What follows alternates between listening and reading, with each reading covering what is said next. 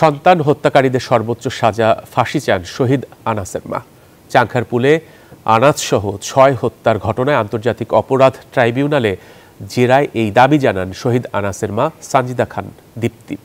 মামলার ৮ আসামি ছাড়াও এই হত্যার জন্য দায়ী করেন সাবেক প্রধানমন্ত্রী শেখ হাসিনা, সাবেক স্বরাষ্ট্রমন্ত্রী আসাদুজ্জামান খান কামাল, ওবায়দুল কাদের ও সাবেক আইজিপিকে। মাকে চিঠি লিখে ৫ আগস্ট বাড়ি থেকে বেরিয়ে যান শাহরিয়ার খান আনাস। এরপর গুলিবিদ্ধ হয়ে চাংখারপুল এলাকায় নিহত হন আনাস সহ ৬ জন। রোববার এ মামলায় সাক্ষ্য দেন শহীদ আনাসের মা সানজিদা খান দীপ্তি। সাক্ষ্য গ্রহণ পর্যায়ে শহীদ আনাসের মা বলেন, রক্তাক্ত আনাসকে যখন কোলে তুলে নেন তখন তার নিথর দেহ থেকে রক্ত ঝরছিল। এ অবস্থায় অটোরিকশায় মরদেহ বাসায় নেওয়া হয়। এরপর গোসল ছাড়াই হয় দাফন। এই সন্তানের যে মৃত্যু সনদ এবং যে হাসপাতালে ভর্তির জরুরি বিভাগের টিকিট, এই দুইটি রক্তাক্ত অবস্থায় ছিল, সেটাও ট্রাইব্যুনালে দাখিল করেছেন এবং সেখানে লেখা ছিল যে সে গান শট ইনজুরিতে মৃত্যু হয়েছে এবং তাকে মৃত্যু অবস্থায় হাসপাতালে নেওয়া হয়েছে। উনি বলেছেন যে আমার সন্তানকে যেভাবে হত্যা করা হয়েছে সেই হত্যার বদলে আমি আসামিদের হত্যা চাই, মানে ফাঁসি চাই, উনি এটা বোঝাতে চেয়েছেন।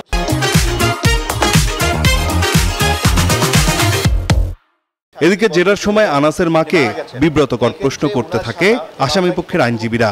চিঠিটা আনাসের হাতে লেখা, এটা উনি কিভাবে বুঝলেন? তখন ওনার মা বলেছেন যে একটা সন্তানকে তিনি ১৭ বছর ১৬ বছর লালন করেছেন, লেখা শিখিয়েছেন, পড়া শিখিয়েছেন, কথা শিখিয়েছেন, তার লেখা এটা আমার ছেলের কিনা এটা বলার অপেক্ষা রাখে না।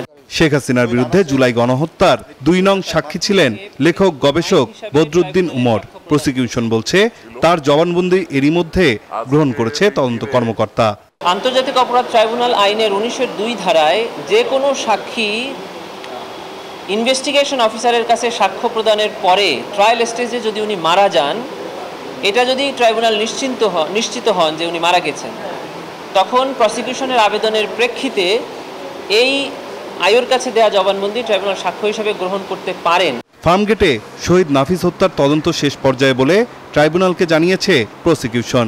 সেই সাথে চট্টগ্রামের ওয়াসিম হত্যা, ফজলে করিম চৌধুরী সহ ১৫ আসামির বিরুদ্ধে ১২ অক্টোবরের মধ্যে তদন্ত শেষ করার নির্দেশ দিয়েছেন ট্রাইব্যুনাল। নাইন আলচিকো, নিউজ 24, ঢাকা।